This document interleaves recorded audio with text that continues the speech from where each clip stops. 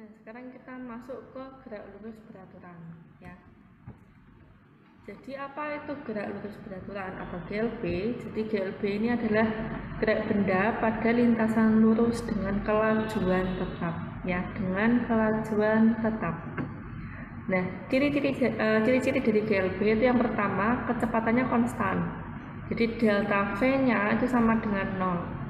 Kemudian yang kedua, dia tidak memiliki percepatan atau percepatannya itu 0.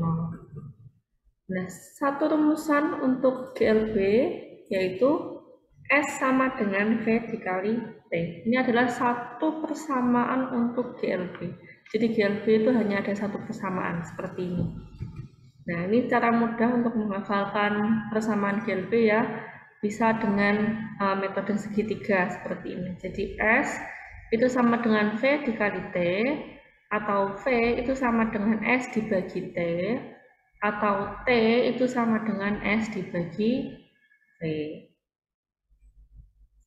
Nah, keterangannya S ini adalah jarak tempuh benda, satuannya meter. Kemudian V ini adalah kecepatan benda, satuannya meter per sekon. Kemudian T ini adalah waktu, satuannya adalah sekon. Untuk grafik GLB ini ada dua. Yang pertama grafik ST dan grafik VT. Pada grafik ST ini ada dua grafik ya. Untuk kecepatan yang positif, jadi kecepatan positif dia itu kemiringannya dia naik ya. Kalau kecepatan negatif dia kemiringannya atau grafiknya dia turun. Ya, ini kecepatan positif, kecepatan negatif. Kemudian kalau grafik VT ini grafik kecepatan terhadap waktu ya. Jadi kalau kita ingat lagi GLB dia itu V-nya konstan. V konstan artinya kecepatan pada setiap waktunya dia tidak berubah. Jadi dia selalu tetap. Misalkan di sini 5 ya. Jadi di detik pertama dia kecepatannya 5 meter per sekon, detik kedua juga 5, detik ketiga juga 5, detik keempat juga 5, dan seterusnya akan 5 terus. Ya, jadi kecepatannya pasti 5 meter per sekon, tidak berubah. Nah, contoh soal. Misalkan sebuah mobil bergerak dengan kelajuan tetap sebesar 30 meter per sekon selama 10 menit. Berapakah jarak yang ditempuh mobil tersebut? Kita tulis diketahuinya ya, diketahui V-nya adalah 30, T-nya adalah 10 menit. Ini kita ubah dulu kesatuan bakunya ya, kesatuan detik. Hasilnya adalah 600 detik. Kemudian ditanya jaraknya. Kita ingat lagi persamaan GLB, yaitu S sama dengan V dikali T. Tinggal kita masukkan saja angkanya, berarti 30 dikali 600, hasilnya adalah 18.000 meter. Atau kalau diubah ke kilometer dapatnya 18 kilometer. Contoh soal yang kedua, sebuah truk menempuh perjalanan sejauh 72 km dalam waktu 2 jam. Berapakah kelajuan mobil tersebut? Diminta satuannya dalam kilometer per jam. Kita tulis diketahuinya. Diketahui jaraknya adalah 72 km. Kemudian waktunya 2 jam. Nah, Miss, ini kok tidak dikonversi ke satuan baku? Ya, jadi ini tidak dikonversi. Kenapa? Karena yang diinginkan adalah satuan kilometer dan jam ya. Jadi kilometer dibagi jam. Untuk satuan jaraknya dia maunya kilometer. Ini tidak kita ubah. Kemudian satuan waktunya dia maunya dalam jam. Berarti pertahankan ini tetap dalam 2 jam. Sudah tinggal kita hitung saja. Sorry, ini ditanya V ya, bukan S. Misalnya salah menulis ini. Ini V.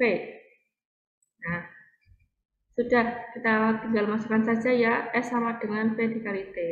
S-nya 72, V-nya mau kita cari, T-nya 2. Maka kita dapatkan V-nya adalah 36 km per jam.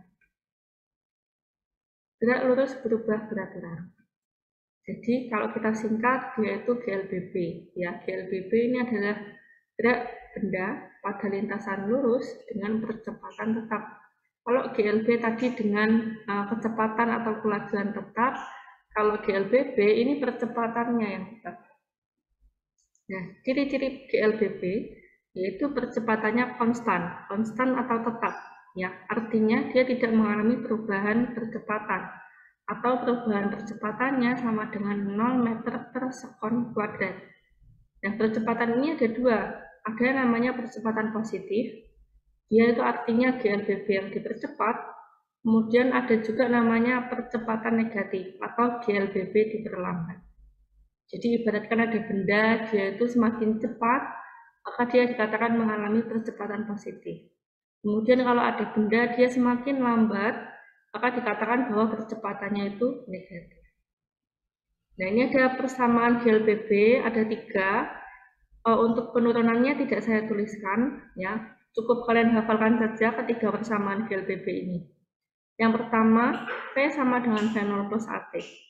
Kemudian yang kedua, S sama dengan V0T ditambah setengah AT kuadrat. Kemudian yang ketiga, V kuadrat sama dengan V0 kuadrat plus 2AS. Untuk keterangannya bisa dilihat, V0 ini adalah sebagai kecepatan awal. P-nya adalah kecepatan akhir. Nah, kadang di beberapa buku dia tidak hanya V yang menuliskannya, ada juga yang menuliskannya dengan VT, VT kecil. Nah, T kecilnya sebagai indeks. Kemudian A sebagai percepatan, T-nya waktu, S-nya jarak tempuh. Nah, ini untuk grafik GLBB dipercepat. Ya, ada grafik ST, grafik VT, grafik AT. Grafik ST ini adalah grafik jarak dibagi, grafik S terhadap T, ya, jarak terhadap waktu. Ya, dia bentuknya tuh eksponen seperti ini. Ini grafik eksponen.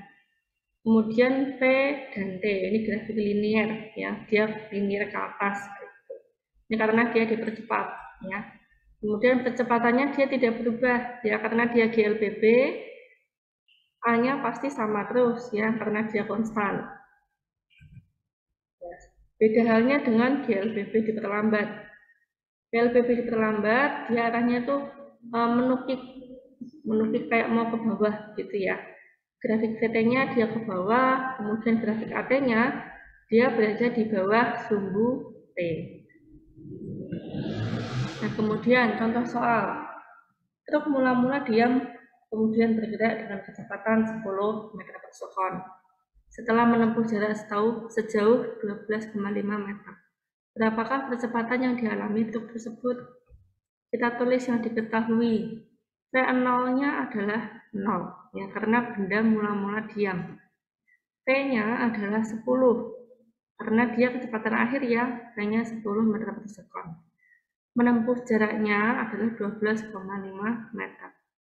Ditanya, percepatannya berapa? Nah, ini kita manfaatkan persamaan GLBB, ya.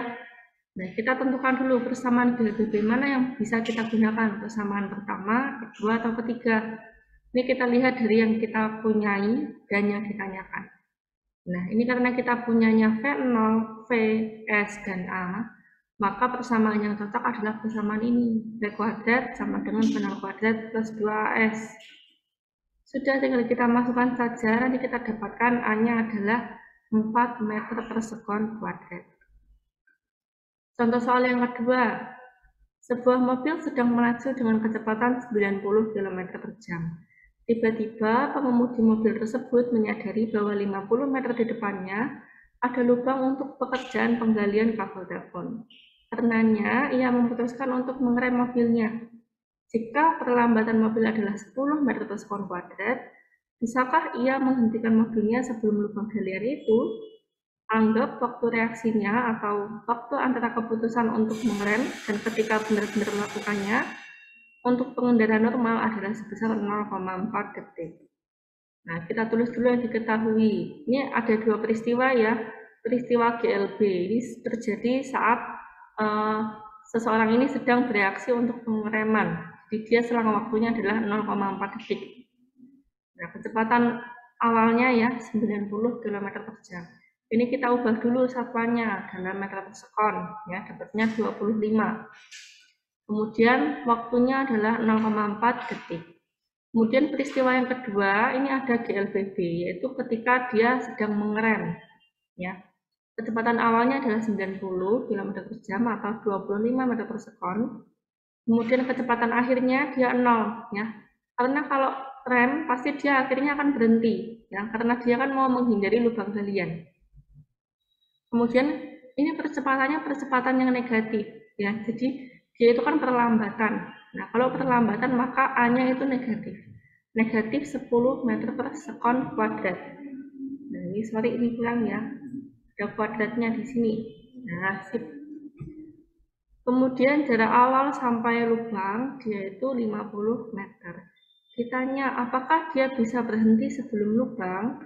Nah, oke, ini diketahui diketahui dan ditanyanya masih saya simpan ya. Sekarang kita hitung. Karena kita punya peristiwa GLB, maka kita cari dulu jarak GLB-nya. Ya, persamaan GLB hanya ada satu, yaitu S sama dengan V dikali T. Kita cari S-nya. Ketemulah S-nya 10 meter. Nah, sekarang kita punya GLBB. Kita cari jarak GLBB. Kita punyanya V0, VT, A, dan V0, VT, dan A.